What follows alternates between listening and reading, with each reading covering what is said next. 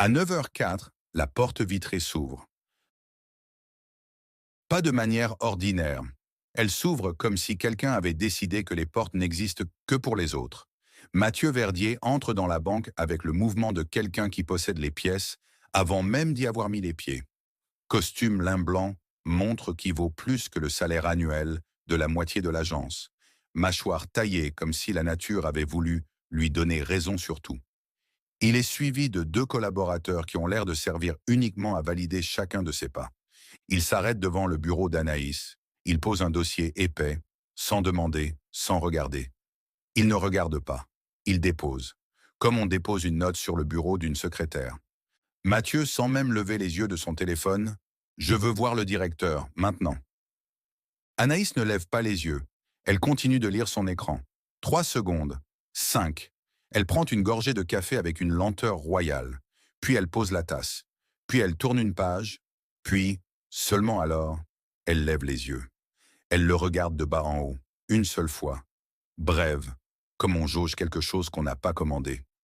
Anaïs, d'une voix absolument neutre, « Monsieur Verdier, vous avez rendez-vous à 14 heures avec Monsieur Lacroix. » Mathieu posant enfin son téléphone, « Ton cassant, 14 heures ne me convient pas. Je suis PDG d'un groupe qui représente 340 millions d'euros de chiffre d'affaires sur ce territoire. Je pense que le directeur peut me recevoir ce matin. » Elle le regarde. Elle ne cligne pas des yeux. Elle ne sourit pas. Elle a ce regard qui dit « Je t'ai déjà catalogué et la catégorie n'est pas flatteuse. » Anaïs, sans hausser la voix. « Monsieur Lacroix est en déplacement jusqu'à 13h30. Son agenda est le mien. Son agenda dit 14h. » Mathieu se penchant légèrement sur le bureau. « Écoutez. » Il cherche son badge, son prénom, un signe de hiérarchie qu'il pourrait utiliser comme levier. « Mathieu, mademoiselle, je ne suis pas du genre à attendre dans un fauteuil. Appelez-le. » Anaïs replace un stylo sur son bureau avec une précision chirurgicale. Elle ne tressaille pas. Elle ne rougit pas. Elle reprend son écran des yeux. Anaïs, comme si elle lisait un rapport. « C'est Madame Céleste, conseillère principale. Et je ne dérange pas Monsieur Lacroix pour des convenances personnelles, quelle que soit la taille du chiffre d'affaires. Vous souhaitez un café en attendant 14 heures ou vous préférez rappeler ?» Le silence qui suit est d'une qualité particulière. Un des collaborateurs de Mathieu fixe le sol. L'autre fait semblant d'avoir reçu un message urgent. Mathieu la regarde. Vraiment cette fois. Et pour une raison qu'il ne s'explique pas, il ressent quelque chose qu'il ne ressent jamais. Il est déstabilisé. Pas en colère. Déstabilisé. Cette femme ne lui a pas cédé 1 millimètre de terrain. Elle n'a pas tremblé. Elle ne l'a même pas regardé comme un adversaire. Elle l'a regardé comme un dossier peu intéressant. Qui est cette femme? Il repart sans un mot. Il repassera à 14 heures. Mais dans l'ascenseur, il regarde son reflet dans l'inox poli et réalise quelque chose d'irritant.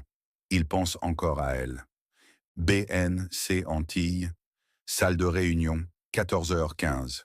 Mathieu est revenu à 14 heures précises. Il a obtenu sa réunion avec Lacroix. Mais c'est Anaïs qui assiste à la réunion comme conseillère principale sur le dossier de financement de sa chaîne de distribution. Quand il entre et la voit assise là, dossier ouvert devant elle, stylo à la main, il s'arrête une fraction de seconde. Elle ne lui sourit pas. Elle ne lui fait pas non plus mauvais visage. Elle l'ignore, de manière propre, professionnelle, absolument glaçante. Quand Lacroix fait les présentations, elle tend la main avec la même neutralité qu'elle donnerait à n'importe quel client. Anaïs, ouvrant directement le dossier. « Monsieur Verdier, j'ai analysé vos projections pour l'extension du réseau. Il y a 3 points que nous devons retravailler avant toute validation. Mathieu sec. Ces projections ont été validées par mon cabinet parisien. » Anaïs, sans lever les yeux. « Votre cabinet parisien ne connaît pas le marché antillais. Moi si. » Lacroix tousse doucement. Mathieu croise les bras. Cette femme a le culot de corriger son cabinet devant lui. Pire, elle a raison sur au moins un des 3 points. Il le voit déjà. Il ne le montrera jamais. Elle est insupportable et elle est la meilleure personne dans cette pièce. Ces 2 choses m'énervent à égalité. La réunion dure 2 heures. Anaïs ne cède sur aucun chiffre, n'élève jamais la voix et recadre Mathieu 2 fois avec une précision qui laisse Lacroix muet d'admiration. En partant, Mathieu ne lui dit pas au revoir. Elle ne le regarde pas partir. Dans le couloir, il dit à voix basse à son directeur financier: Mathieu, à voix basse, renseignez-vous sur cette Céleste. La rumeur qui détruit. Dîner d'affaires, Hôtel Latour, Sainte-Anne, jeudi soir. Mathieu a fait faire ses recherches. Il a appris qu'Anaïs gère simultanément le dossier de financement de Tropic Market One, son concurrent direct, qui veut ouvrir 3 nouvelles enseignes à Grande Terre. Il est également en train d'apprendre, verre de rhum à la main sur la terrasse de la tour, que la banque hésite à financer son expansion à lui si Tropic Market One est déjà engagé. Il n'a pas à réfléchir longtemps. Il sort son téléphone. Le lendemain matin, un mail anonyme, rédigé avec soin, envoyé depuis une adresse temporaire, atterrit dans la boîte du directeur régional de la BNC et copie au siège social à Paris. Le contenu est précis, chirurgical et faux sur l'essentiel, vrai sur les détails qui rendent le mensonge crédible. Anaïs Céleste favoriserait intentionnellement le dossier Tropic Market One au détriment des intérêts de la banque, en raison d'une relation personnelle non déclarée avec le dirigeant de la chaîne concurrente. La source: anonyme. Les preuves: des captures d'écran de messages, WhatsApp retouchés, du travail propre, du travail de quelqu'un qui a de l'argent et des gens payés pour ce genre de choses. Bureau du directeur régional, BNC Antilles, le lendemain, 9h30. Anaïs reçoit la convocation à 9h32. Elle n'a rien fait de mal. Elle le sait, son directeur le sait, mais les copies envoyées au siège ont déclenché une procédure automate. Le mot « conflit d'intérêts » a été prononcé. En banque, ce mot fonctionne comme un incendie dans un champ sec. Elle entre dans le bureau de Lacroix et elle le comprend dès qu'elle voit sa posture. Les épaules rentrées, le regard qui ne tient pas le sien. Il a peur. Peur du siège, peur du bruit, peur de l'institution. Elle est debout au centre de la pièce, et pour la première fois depuis des années, elle sent le sol se dérober sous ses pieds. Monsieur Lacroix, mal à l'aise. Anaïs, le siège demande une suspension administrative pendant l'enquête. Je ne peux pas faire autrement. C'est une procédure. Suspension. Le mot tombe comme une pierre dans de l'eau calme. Elle ne tremble pas. Elle serre les dents et demande. Anaïs, la voix basse mais absolument stable. Qui a envoyé ce mail? Lacroix. Nous ne le savons pas encore. Anaïs, un long silence. Moi je le sais. Elle pose son badge sur le bureau, lentement, les yeux dans les yeux de Lacroix, qui ne supporte pas de la regarder. Elle sort sans claquer la porte. Dans le couloir, les collègues baissent les yeux. Les rumeurs vont vite. Elle traverse le hall, reprend son café de ce matin qu'elle n'a pas terminé, et sort dans la chaleur de Pointe-à-Pitre. Il a gagné ce round. Il m'a pris mon travail, ma réputation, mon identité de 12 ans en 24 heures. Il pense que c'est terminé. Villa Verdier, Gosier. Ce soir-là, 21h. Mathieu est sur sa terrasse. La mer est noire et immense devant lui. Il tient un verre qu'il ne boit pas. Son directeur financier lui a confirmé la suspension d'Anaïs à 17h. Le dossier Tropic Market One est bloqué. La voie est dégagée. Il devrait être satisfait. Il a déjà fait des choses semblables. Jamais ça ne l'avait traversé après. Les affaires sont les affaires. On protège ses intérêts. C'est la règle du jeu.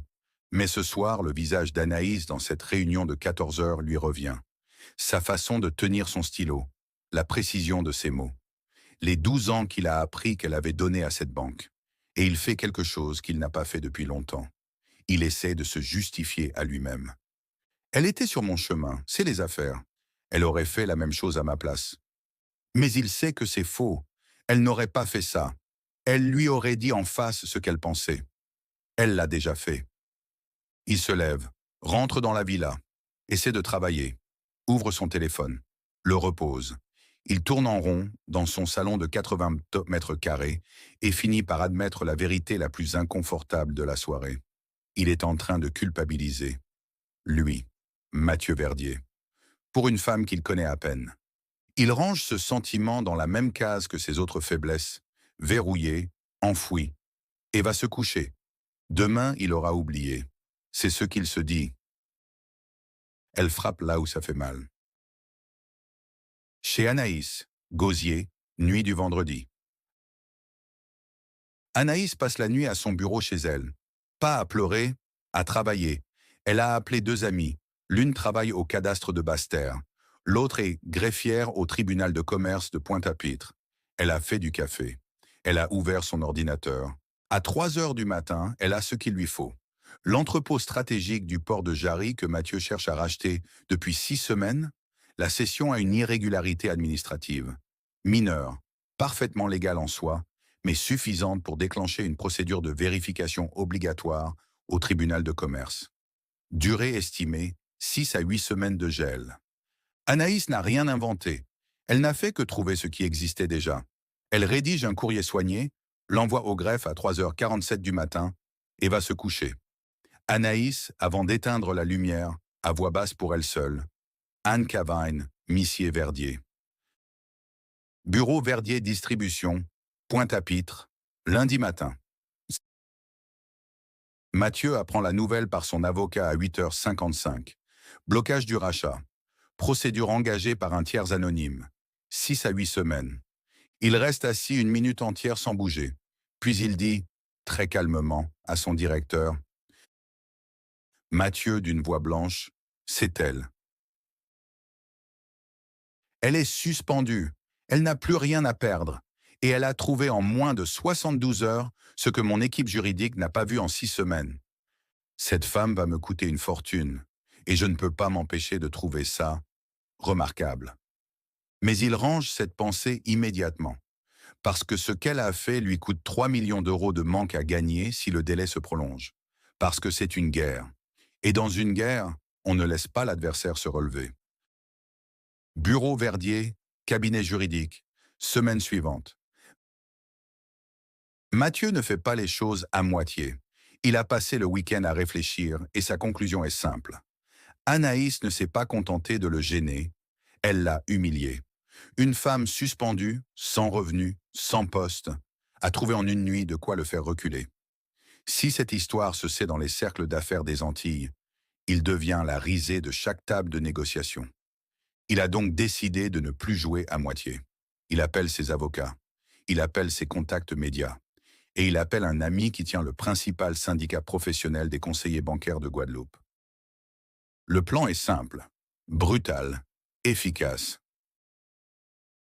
D'abord, le syndicat reçoit un dossier, monté avec soin, suggérant qu'Anaïs avait, il y a 2 ans, mal conseillé un client de la banque sur un placement. Le client en question, un ami de Mathieu qui joue le jeu, dépose une réclamation formelle. Cela empêche sa réintégration. Ensuite, le réseau professionnel. Mathieu contacte discrètement 2 autres banques de Lille et un cabinet de gestion de patrimoine chez qui Anaïs avait postulé l'an dernier, par précaution. Quelques mots glissés ici et là. Son dossier est compliqué en ce moment. L'enquête n'est pas terminée. Rien de mensonger. Tout de dévastateur. Enfin, et c'est le coup le plus bas, il fait contacter le propriétaire de l'appartement qu'Anaïs loue à Gosier. Son entreprise possède la société civile immobilière propriétaire de l'immeuble. Une clause contractuelle obscure, un préavis juridiquement valide, elle a 60 jours. Appartement d'Anaïs, Gosier, mercredi après-midi. Anaïs reçoit le préavis par courrier recommandé. Elle lit, elle relit, elle pose la lettre sur la table et reste assise, les mains à plat sur la table, à regarder le mur devant elle. En une semaine, suspension du travail, réputation détruite dans le milieu, porte fermée dans les autres banques, et maintenant son logement. Elle a 34 ans, elle a construit sa vie ici brique par brique. Elle connaît chaque rue de Gosier, chaque commerçant du marché, chaque client qu'elle a aidé à acheter sa maison ou à financer son commerce. Elle a passé 12 ans à être irréprochable. Et un homme qu'elle connaît depuis 10 jours a détruit tout ça. Je ne peux pas payer un autre loyer sans salaire. Je ne peux plus travailler dans une banque de Lille avec cette réputation. Il ne m'a pas seulement pris mon travail, il m'a pris ma vie. Sa mère l'appelle à 18 heures. Anaïs décroche. Elle dit « Tout va bien, man ». Sa voix ne tremble pas. Elle raccroche. Puis elle va sur sa terrasse, face à la mer, et elle reste là longtemps, dans la chaleur du soir qui descend sur Gosier. Elle ne pleure pas. Elle note. Elle calcule. Elle cherche. Parce que tomber, elle sait le faire. Ce qu'elle ne sait pas faire, c'est rester à terre. Bambou plié, pas qu'à casser, comme on dit chez elle. Et quelque part dans sa fureur froide, une évidence s'installe. Cette guerre n'est pas terminée. Elle commence. Parking de l'hôtel Latour. Sainte-Anne, ce jeudi soir. Anaïs ne prévoyait pas de le croiser. Elle avait accompagné une amie à cet hôtel pour un dîner d'anniversaire. Et là, dans le parking, sous les palmiers et les lumières tamisées, elle voit Mathieu sortir de sa voiture. Seul cette fois. Pas de collaborateur. Pas de scène. Juste eux deux dans ce parking vide. Elle marche vers lui. Il la voit venir. Il ne recule pas. Elle s'arrête à 1 mètre. Elle est en robe, cheveux défaits, et elle le regarde avec quelque chose dans les yeux qui n'est plus de la colère. C'est plus profond que ça, plus froid. Anaïs, voix basse, presque douce. Mon appartement aussi. Vous avez fait mon appartement aussi. Ce n'est pas une question. Mathieu ne répond pas. La lumière d'un lampadaire fait briller ses yeux. Il soutient son regard. Mais quelque chose, quelque part, ne tient pas aussi bien qu'il le voudrait. Anaïs, après un silence. Je veux que vous sachiez quelque chose, monsieur Verdier. Je vais perdre cet appartement. Je ne sais pas encore si je vais retrouver du travail ici. Vous avez réussi à faire en 10 jours ce que 12 ans d'ennemis n'ont pas réussi à faire. Félicitations. Mathieu, la voix légèrement moins assurée qu'il ne le voudrait. C'est les affaires. Vous avez commencé. Anaïs le coupant doucement. J'ai bloqué un entrepôt. Vous avez pris ma vie. Ce n'est pas la même chose. Et vous le savez. Elle repart. Mathieu reste debout dans le parking. La nuit de Sainte-Anne est belle, moite, parfumée de fleurs de buis et d'air marin. Il rentre dans sa voiture et reste assis dans le noir plusieurs minutes. Elle a raison. Il ne dira jamais ça à voix haute. Mais dans le silence de sa voiture, il ne peut pas s'en empêcher. Elle a bloqué une transaction. Lui, il a brisé une existence. Ce n'était pas la même chose. 1. Cyclone Maria-Rose, catégorie 3. Grande Terre, vendredi, 23 heures. Anaïs n'avait pas prévu de rester aussi tard. Mais depuis sa suspension, elle travaille bénévolement pour une association de microcrédit qui aide les petits commerçants locaux, et leur bureau, un simple local de Gosier, était le seul endroit où elle se sentait encore utile. Elle finissait un dossier quand les alertes ont commencé à tomber sur son téléphone. Le cyclone Maria-Rose a dévié de 40 km à l'est. Trajectoire révisée, impact direct sur Grande Terre dans les 2 heures. Elle était à pied, sa voiture était au garage depuis la semaine.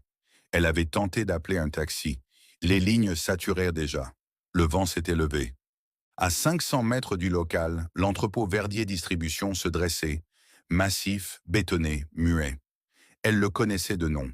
Elle en avait étudié les plans dans les dossiers de financement. Elle savait qu'il était solide.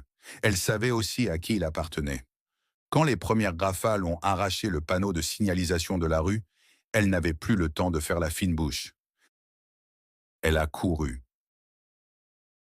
Devant l'entrepôt Verdier, 23h17. Mathieu était là pour une raison qu'il ne s'explique pas tout à fait lui-même. Après le parking de la Toubana, après les mots d'Anaïs, il ne dormait plus bien. Il avait pris l'habitude de passer par l'entrepôt en soirée, vérifier les stocks, disait-il à son chauffeur. En réalité, il pensait. Quand les alertes cyclones sont arrivées, il avait dit à son chauffeur de rentrer, lui resterait avec le gardien jusqu'à ce que le plus gros soit passé. Le bâtiment était son plus bel actif. Il voulait être là. À 23h17, 3 coups frappés sur la porte de métal. Il ouvre lui-même. La pluie tombe en rideau épais. La lumière du couloir découpe une silhouette. Il faut une seconde pour reconnaître ce visage. Trempé, cheveux plaqués, yeux qui ne demandent de rien. Anaïs, hors de souffle, voix égale malgré tout. Je sais ce que vous pensez, et je m'en fiche. Laissez-moi entrer. Il s'écarte. Il ne dit pas un mot. Elle entre. Le vent claque la porte derrière elle. Il se regarde dans la lumière blanche des néons de l'entrepôt. Elle dégoulinante, lui debout. les deux avec l'expression de quelqu'un qui vient de comprendre que le destin a un sens de l'humour particulièrement retors. Mathieu, après un long silence, il y a des serviettes dans le bureau du fond. Anaïs, passant devant lui sans le regarder, je trouve. Dans l'entrepôt, 1h30 du matin. Le gardien s'est endormi dans son recoin. Dehors, Maria-Rose hurle. Les tôles voisines s'arrachent. Les éclairs pulsent derrière les rares fenêtres en verre sécurisé. Anaïs et Mathieu sont assis à deux extrémités de la même table en métal, chacun avec une bouteille d'eau, et le plus grand silence qu'ils aient jamais partagé. Ils n'ont pas échangé 10 mots depuis son arrivée. À 1h48, un craquement sourd. Une section du toit latéral cède.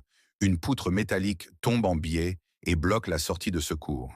Le gardien se réveille en sursaut. Mathieu évalue la situation en 3 secondes. La sortie principale tient, mais si une autre section cède, ils seront dans l'angle mort. Mathieu se levant. Il faut déplacer les palettes de ce côté et sécuriser la colonne centrale. Si l'angle nord lâche, ça nous tombe dessus. Anaïs est déjà debout. Elle regarde la structure. Elle tourne la tête vers lui. Anaïs, pas les palettes. Trop lourdes à déplacer seules. Les caisses de stockage, là, on les met en L contre la colonne. Ça crée une zone tampon si le métal se replie. Mathieu, une pause, puis, c'est juste 2 mots. Mais les 2 mots les plus inattendus qu'il lui ait jamais dit. Il travaille, vite, en silence, en efficacité pure. Lui connaît le bâtiment. Elle connaît les structures de charge. Elle a analysé des centaines de plans architecturaux pour des dossiers de prêt immobilier. Leurs compétences sont complémentaires d'une manière qui serait presque comique si le vent ne faisait pas trembler les murs. 1 heure plus tard, la zone est sécurisée. Ils s'effondrent chacun contre un côté de la colonne centrale. Épuisés, en sueur, hors de danger pour l'instant. Le vent rugit toujours. Entre 2 rafales, un silence. Mathieu, regardant le plafond. Comment vous savez ce genre de choses? Anaïs, les yeux fermés. J'ai financé 340 projets immobiliers en 12 ans. On apprend à lire les bâtiments. Un silence. Puis Mathieu sans y penser vraiment. Mathieu doucement. 12 ans. Anaïs, sans l'intonation qu'il attendait. Que vous m'avez pris. Oui. Pas d'accusation dans sa voix. Juste un constat. C'est pire que la colère. Mathieu ne répond rien. Le vent décide de combler le silence à sa place. Vers 4 heures du matin, dans l'accalmie relative, il parle. D'abord par fragments courts, une phrase, une réponse. Puis plus. Il lui parle de son père, de l'empire hérité, du poids de son nom. Elle lui parle de sa mère, de Pointe-à-Pitre, d'une enfance où avoir voulu dire mériter d'abord. 2 mondes racontés à voix basse sous le rugissement d'un cyclone. 2 solitudes qui s'entendent pour la première fois et un baiser échangé sans que ni l'un ni l'autre ne le voient venir. Entrepôt Verdier. Lendemain matin, 7 heures. La pluie s'est arrêtée vers minuit. Ils se sont endormis là, l'un contre l'autre sur les vestes posées en improvisation. Quand Anaïs se réveille, la lumière du matin entre par les hautes fenêtres et transforme tout. L'entrepôt reprend sa réalité brutale de métal, de palettes et de carton. La parenthèse a eu le mauvais goût de se fermer avec le soleil. Elle se redresse. Mathieu dort encore, ou fait semblant. Elle prend sa veste, son sac, vérifie son téléphone. 3 messages de son voisin qui voulait savoir si elle allait bien à cause de l'orage. Qu'est-ce que j'ai fait? Cet homme m'a détruit la vie. Il a répandu de fausses rumeurs sur mon compte. Il a utilisé son argent pour me virer de mon appartement. Il m'a regardé dans les yeux dans ce parking avec son PE, cet air de PDG intouchable. Et moi, Elle ne finit pas la pensée, mais elle se lève très vite. Mathieu ouvre les yeux au moment où elle est déjà debout, sac à l'épaule. Il la voit qui cherche son téléphone pour appeler un taxi sans le regarder. Mathieu, posément. Anaïs. Anaïs, sans se retourner. Le taxi arrive dans 5 minutes. Merci pour le café. Mathieu. Anaïs, regardez-moi. Elle se retourne. Elle a ce visage qu'il commence à connaître. La façade parfaite, le regard qui ne laisse rien passer. Sauf que cette fois, il sait ce qu'il y a derrière. Elle lui a dit, la nuit dernière. Anaïs, direct. Ce qui s'est passé cette nuit, c'était l'orage, la fatigue et une conversation qui allait trop loin. Ça ne recommencera pas. Mathieu la regardant calmement.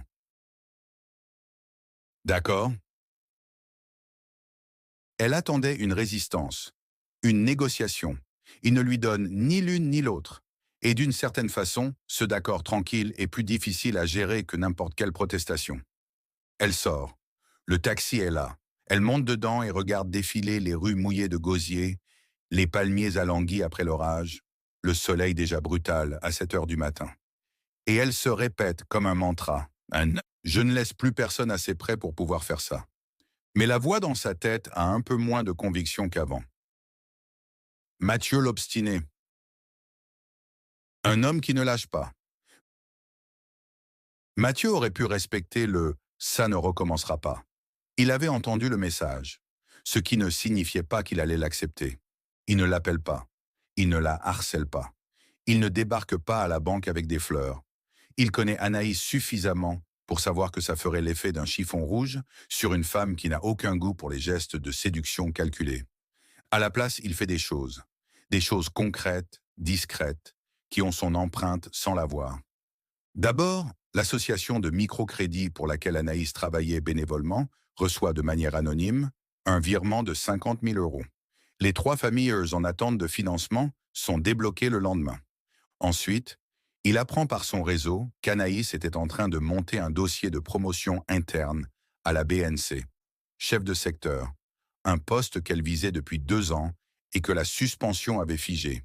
Il fait passer un mot, très discrètement, à travers la croix. Le dossier est réactivé. Et puis, et c'est le geste qui lui ressemble le plus, il contacte l'un des directeurs de Tropic Market One, son concurrent. Non pas pour le saborder cette fois, pour lui proposer une médiation commerciale qui profiterait aux 2 enseignes. Le genre d'accord que la banque, et donc Anaïs, devra piloter. Il crée une raison pour eux de se retrouver autour d'une table, professionnellement, avec quelque chose d'utile à faire ensemble. Je ne peux pas lui dire ce que je ressens. Elle ne l'entendra pas. Pas encore. Elle a besoin de le voir. Alors je vais lui montrer. Pas avec des mots, avec des actes. Parce que c'est dans les actes qu'elle reconnaît la vérité. C'est comme ça qu'elle fonctionne. C'est comme ça que je la comprends et que je l'aime. Anaïs arrive dans la salle de réunion avec son dossier sous le bras. La médiation entre Verdier Distribution et Tropic Market One, elle n'avait pas demandé ce dossier. Il lui était tombé dessus comme une évidence professionnelle. Nouvelle mission, clients importants, projet sérieux. Elle ouvre la porte. Mathieu est déjà là. Et cette fois, il est seul. Pas d'armada de collaborateurs. Il se lève quand elle entre. Elle s'assoit en face de lui. Elle ouvre son dossier. Elle est impeccable. Professionnelle, précise, intouchable. Il la regarde faire et quelque chose dans son regard ne ressemble plus du tout à ce regard condescendant du premier jour à la banque. C'est de l'admiration. Net. Anaïs, ouvrant la séance. Donc, l'accord de distribution croisé entre vos 2 enseignes. J'ai analysé les volumes et je pense que c'est viable sous 3 conditions. Mathieu interrompant doucement. Anaïs. Anaïs levant les yeux. Nous sommes en réunion professionnelle. Mathieu. Je sais. Et après cette réunion, j'aimerais vous inviter à dîner. Pas pour les affaires. Elle le regarde une longue seconde. Il soutient ce regard sans ciller. Anaïs, reprenant son dossier. 3 conditions pour la viabilité de l'accord. La première, elle ne dit ni oui ni non. Il le prend comme un oui provisoire. Il connaît Anaïs. Elle n'aurait pas continué la réunion si la réponse avait été non. Restaurant, le Malandure, bouillante. Ce soir-là. Le restaurant est au bord de l'eau, face à l'île Pigeon et à la réserve Cousteau. La mer est noire et phosphorescente. Ils sont assis en terrasse, le bruit discret des vagues en fond sonore. Anaïs s'est habillée, robe vert bouteille, cheveux défaits. Pas pour lui, elle se l'est dit plusieurs fois en se préparant. Pour elle, pour sortir, pour l'air du soir. Elle est arrivée décidée à garder ses distances. Et puis le repas a commencé. Le tirage au sort du crabe farci, du boudin créole, d'un verre de vin blanc bien frais. Et la conversation s'est faite naturelle. Drôle parfois, grave par moments. Comme la nuit dans l'entrepôt, mais avec de la lumière cette fois. Et la lumière, ça change tout. Mathieu l'a fait rire. Vraiment rire. Pas le rire poli des réunions. 2 fois. Elle s'en rend compte après coup et ça l'agace un peu. Il parle de son enfance dans le Luberon, d'un père trop grand et d'une mère qui jardine encore à 74 ans. Elle parle du marché de Pointe-à-Pitre le samedi matin avec sa grand-mère, des mangues fraîches dans la main et de l'odeur des épices. 2 vies racontées entre 2 verres de vin, avec honnêteté. En fin de soirée, en attendant le café, Anaïs regarde la mer. Mathieu la regarde, elle.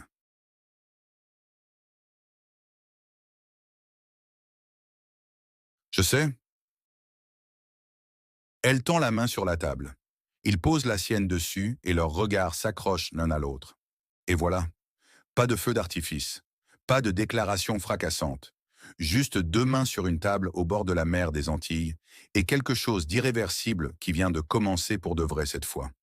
L'amour n'est pas arrivé malgré la guerre. Il est arrivé à travers elle. Leur histoire, comme la Guadeloupe, est faite de contrastes violents. La mer turquoise et les nuits d'orage, la douceur de la canne à sucre et le piment dans chaque mot. Anaïs et Mathieu ne se sont pas rencontrés malgré leurs différences. Ils se sont d'abord blessés à cause d'elle. Et c'est dans les cicatrices de cette guerre-là, dans les nuits d'aveux sous la pluie, dans les gestes réparés sans témoin, dans les murs qui tombent brique par brique, qu'ils ont découvert la seule chose plus forte que leurs armures. L'amour ici n'arrive pas doucement. Il prend le chemin le plus long, le plus difficile, celui qui coûte quelque chose.